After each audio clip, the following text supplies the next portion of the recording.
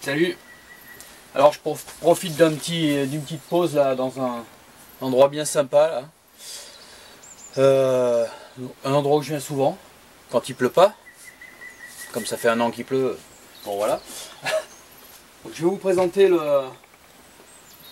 un filtre à café pour ceux qui veulent du vrai café. Voilà. C'est le filtre de chez GSI Outdoor. Je sais pas si vous le verrez bien. Ouais, petite comme ça, ouais. Ultra Light Java Drip. Donc un filtre à café permanent. Voilà. Qui se range, qui prend pas de place du tout. Hein. Alors on déplie les petites branches là sur les côtés. On installe ça sur sa tasse. On met du café, on le fait, bon voilà, un café classique, on le fait filtrer, et puis voilà. Donc je vais vous faire une petite démo. Voilà, ça pèse 14 grammes. Donc autant dire rien du tout. Ça se range sous une cartouche de réchaud ou ailleurs. Hein. Ça prend pas de place du tout. Hein. Un petit accessoire pas indispensable mais sympa.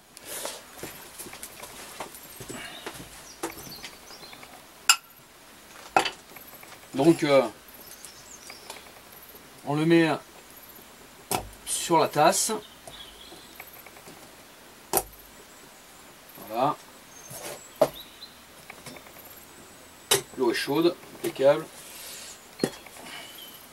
Des petits. J'ai repris le réchaud de mon kit Crusader avec des petits sachets de gel éthanol, bioéthanol là. C'est pas mal, c'est pratique. Un petit peu dur, vous me direz s'il y en a qui ont eu un petit peu dur à allumer, pas là parce que là bon ça allait, un petit peu dur à allumer quand il fait très très froid. Mais sinon c'est pratique quoi, c'est propre, c'est voilà, ça brûle très longtemps. Donc voilà. Donc allez, on met son café.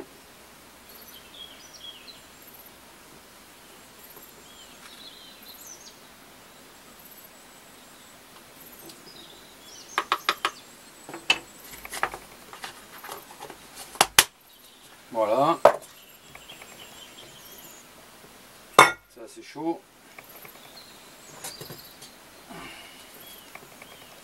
Et je sais pas si vous le verrez parce qu'on voit pas bien le gel quand ça brûle, mais ça brûle vraiment fort. Hein.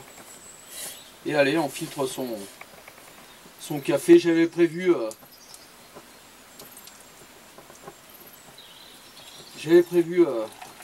la dose d'eau par rapport à la tasse, hein. Un petit peu moins pour ajouter de l'eau froide au cas où. Voilà, et après on filtre son café de manière traditionnelle, je vais dire. Hein. Voilà.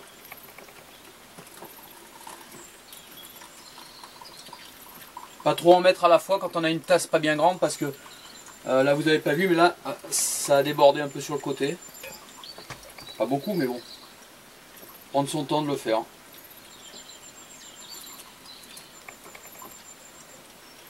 Voilà. Ça brûle toujours.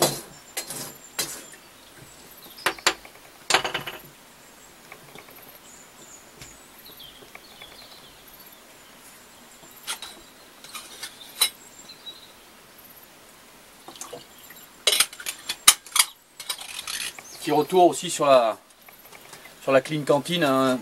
Toujours content, un très bon produit. Je pense que ça avant de l'exploser, ou c'est vraiment un super truc.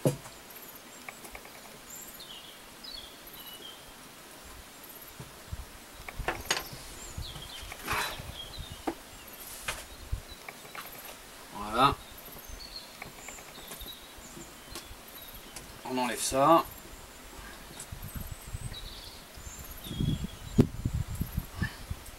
Il suffit de le rincer après.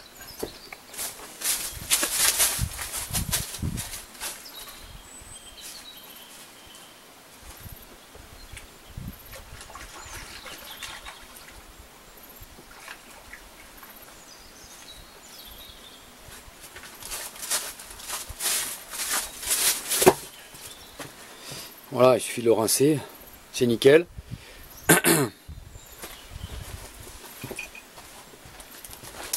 Faut le laisser sécher après avant de le replier, hein, pour éviter qu'il vaut mieux quoi. Ou quand vous rentrez chez vous, pensez à le déplier, à le faire sécher quoi. C'est mieux. Voilà.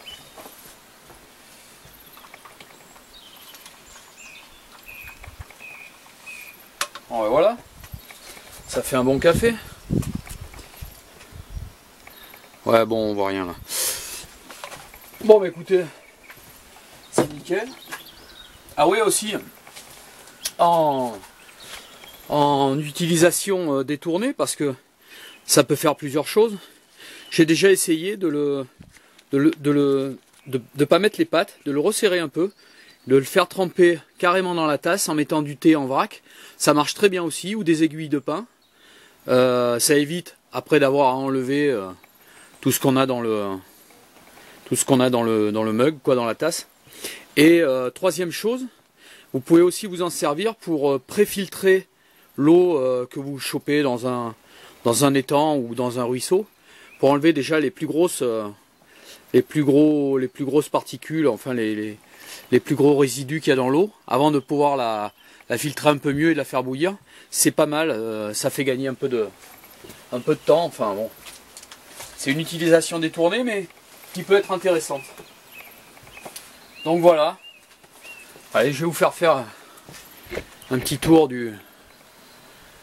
même si vous l'avez déjà vu.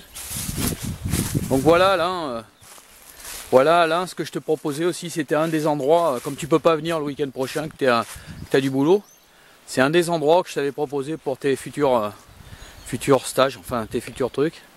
Donc il y a une petite cabane, tu vois, où on peut voilà, ranger des trucs. Et alors ça part de loin du chemin. On est à, je sais pas, je vais dire 300 mètres de la route. Tous les sapins en bas font partie de la propriété. Tous les chênes en haut. Voilà, jusque loin derrière là-bas. Je sais pas, je crois qu'il y a, d'après mon pote, il y a 4-5 hectares. Au fond, derrière les sapins, j'irai peut-être vous le faire voir tout à l'heure quand je vais reprendre mon chemin. Il y a un beau petit ruisseau.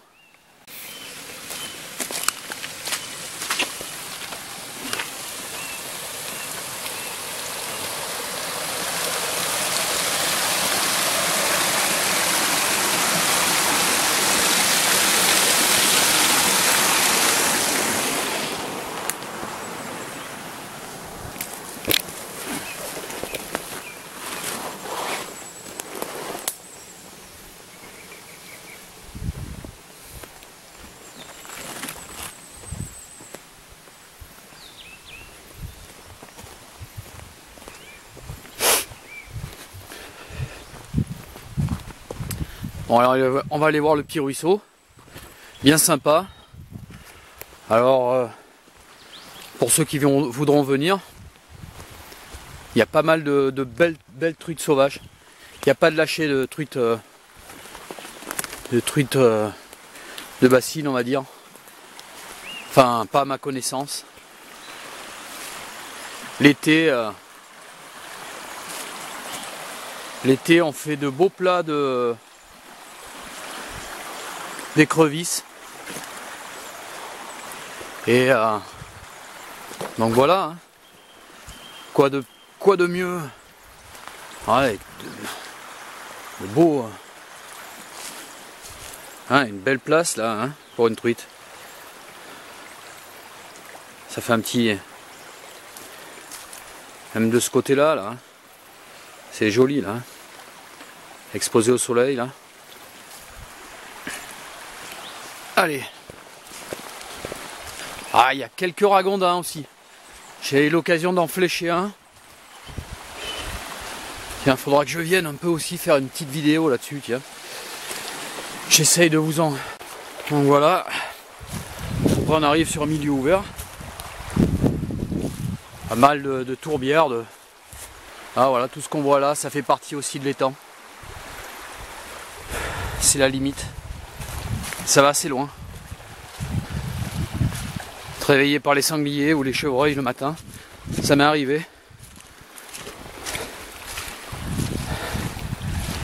Ouais. Essayez de pas faire trop de bruit parce que le soleil il fait bon et je pense que les ragondins. Allez, je vais essayer d'en voir un.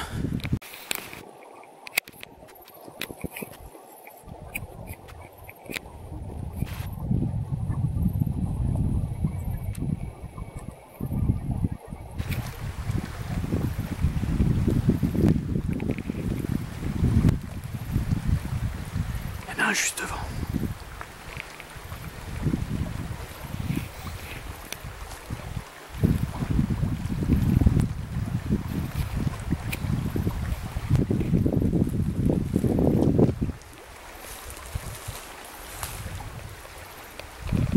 On voit la tête là. Hop. Et voilà parti. Il y a des petits apparemment, je les vois là-bas. Hop.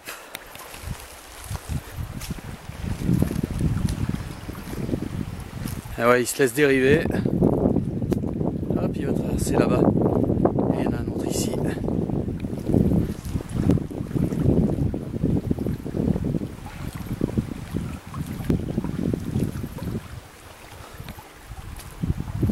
On voit bien que c'est fréquenté, hein.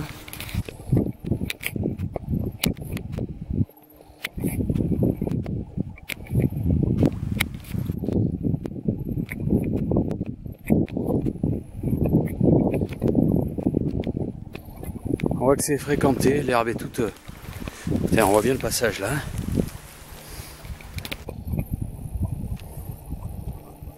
On voit bien le passage là.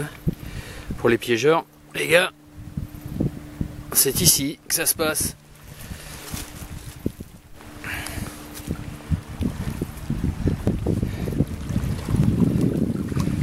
Là aussi, belle coulée. Avec un bel endroit pour un collet. Voilà. Bon ben, tiens, ils sont pas peureux.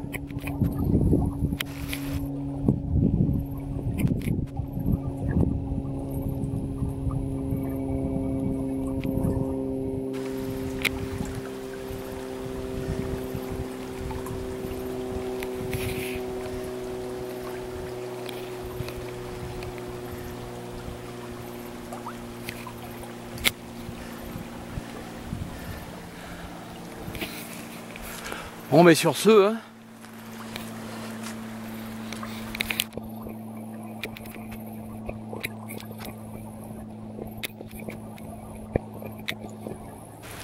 et ben à plus, salut à tout le monde, salut la case, à plus les gars.